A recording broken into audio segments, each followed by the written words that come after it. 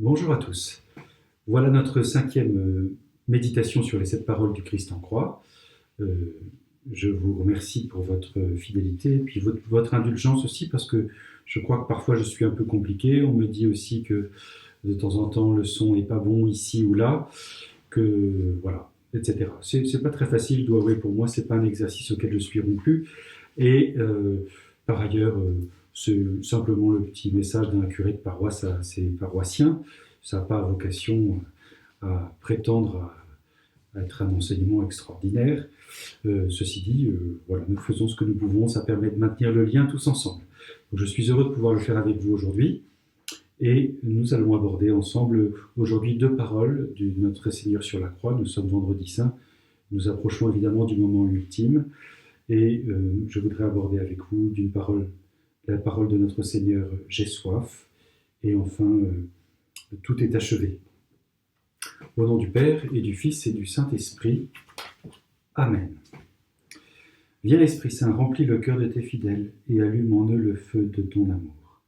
Envoie ton esprit et tout sera créé. Tu renouvelleras la face de la terre. Prions.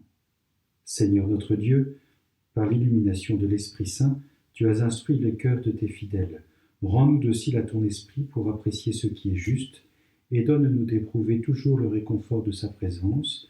Par Jésus le Christ notre Seigneur. Amen.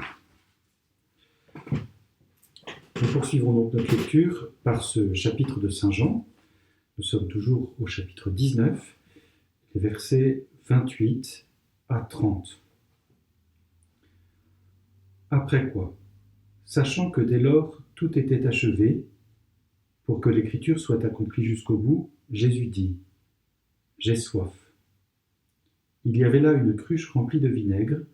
On fixa une éponge imbibée de ce vinaigre au bout d'une branche d'hysope, et on l'approcha de sa bouche. Dès qu'il eut pris le vinaigre, Jésus dit : tout est achevé. Voilà les ultimes paroles de notre Seigneur. Et je commence peut-être par cette parole dont l'intention nous est déjà donnée par le texte. J'ai soif, dit notre Seigneur Jésus.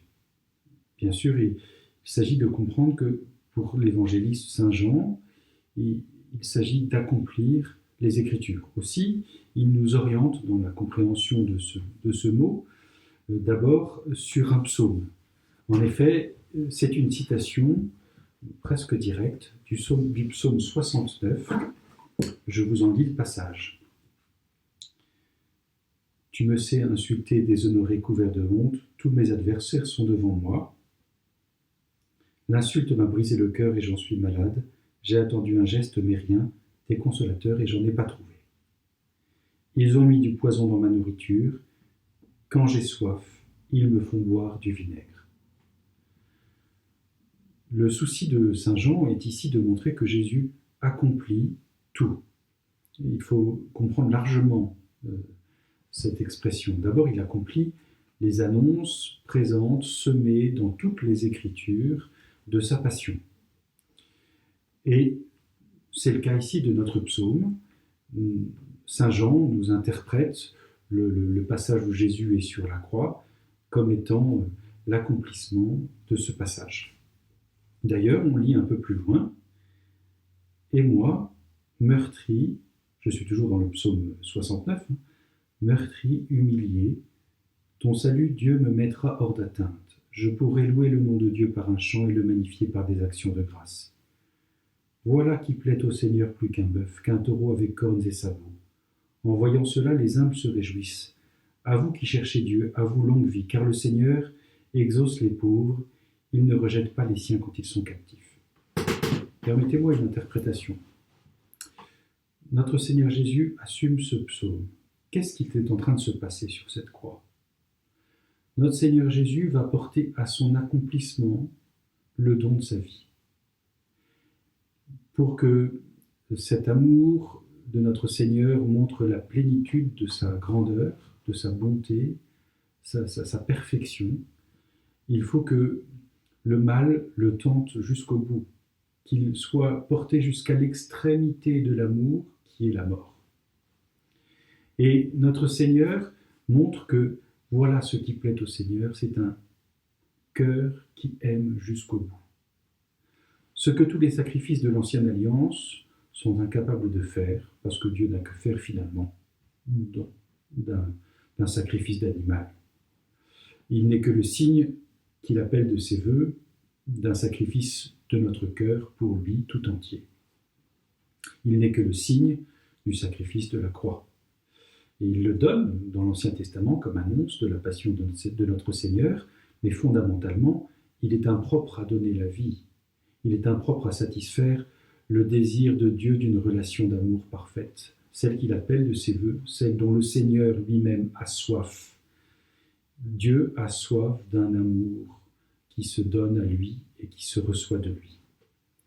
Voilà qui plaît au Seigneur plus qu'un bœuf, plus qu'un taureau avec cornes et sabots. Notre Seigneur Jésus est en train d'offrir sa vie. Il a soif de notre amour et il manifeste aussi qu'il a soif d'un amour plus grand et d'un don de vie total. Il accomplit ainsi les Écritures. Évidemment, lorsque nous lisons ce passage, nous pouvons penser aussi chez Saint Jean, en particulier à ce passage de la Samaritaine. Vous vous en souvenez peut-être, sans doute même, voilà que Jésus est à un puits et qu'il demande à boire à une femme, car il a soif. Et cette femme s'étonne de cette demande parce qu'elle est samaritaine et en principe, il ne convient pas à un juif de demander à boire à une samaritaine. Et c'est Jésus qui lui répond « Si tu connaissais le nom de Dieu, et qui est celui qui te dit « Donne-moi à boire », c'est toi qui lui aurais demandé et il t'aurait donné de l'eau vive. » Cette eau vive à laquelle notre âme aspire profondément, l'accomplissement de notre vie, la perfection de notre vie, c'est l'amour en esprit et en vérité avec Dieu. Que notre cœur soit rétabli dans une profonde communion de dons et d'amour. Là où s'offrira le véritable sacrifice de notre cœur, c'est au sein même de notre échange d'amour. Voilà que le Seigneur appelle de ses voeux ce sacrifice authentique, ce culte véritable. C'est pourquoi, juste après, dans ce passage, la Samaritaine demandera au Seigneur Jésus s'il vaut mieux sacrifier sur le mont Garizim ou au temple, et Jésus lui répond précisément « Le vrai sacrifice, voilà le temps qui arrive où le vrai sacrifice sera un sacrifice en esprit et en vérité. Là sont les adorateurs que recherche le Père. » Ainsi, sur la croix, le Seigneur convoque sans doute toutes ces images. Le Seigneur veut de nous de véritables adorateurs. Et cette adoration véritable passe par notre soif à aimer et à être aimé en vérité. Cette soif ne peut être assouvie que par le sacrifice du Christ, parce que c'est lui qui va en être la cause, dans notre âme, qui va susciter notre désir d'aimer Dieu, parce que il nous a acquis sur la croix l'amour parfait de son cœur pour le Père et du Père pour nous. Nous avons soif de toi. Et nous pouvons relire à ce moment-là le psaume 41. Comme un cerf altéré cherche l'eau vive, mon âme a soif de toi. À la soif de Jésus doit répondre notre propre soif. La soif d'un sacrifice, d'une adoration dans le cœur, en esprit, en vérité. Voilà le sacrifice qui plaît à Dieu. Je poursuis notre lecture de ce passage. Alors, il y avait là une cruche remplie de vinaigre. On fixa une éponge imbibée de ce vinaigre au bout d'une branche d'hysope et on l'approcha de sa bouche. Nous voyons que Jean montre l'accomplissement de ce psaume que nous avons lu au début, le psaume 69.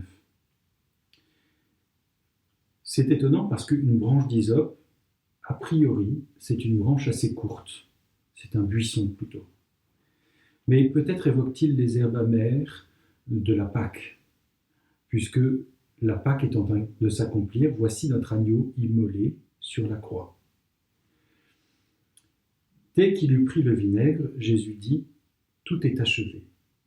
Tout est achevé des Écritures, mais tout est achevé aussi de la perfection de son amour. Tout est achevé des souffrances de sa passion. Tout est achevé de notre désir profond, de notre soif profonde de Dieu. Elle va enfin être désaltérée par le mystère par lequel Jésus nous introduit à nouveau dans la communion d'amour avec le Père.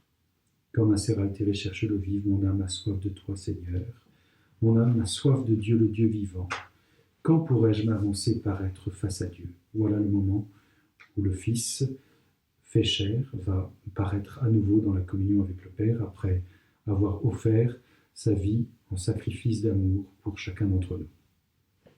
Je vous souhaite à tous un bon Tridium Pascal et un bon Vendredi Saint. Si vous pouvez, n'hésitez pas à participer aux offices de la Semaine Sainte sur Internet ou sur la télévision. C'est une proposition en abondance, particulièrement pour le chemin de croix cet après-midi et l'office de la Passion. Et nous sommes tous tendus jusqu'à ce que notre cœur soit abreuvé de l'eau du baptême et de la joie de la résurrection. Bon Vendredi Saint à tous, dans le jeûne, autant que faire se peut.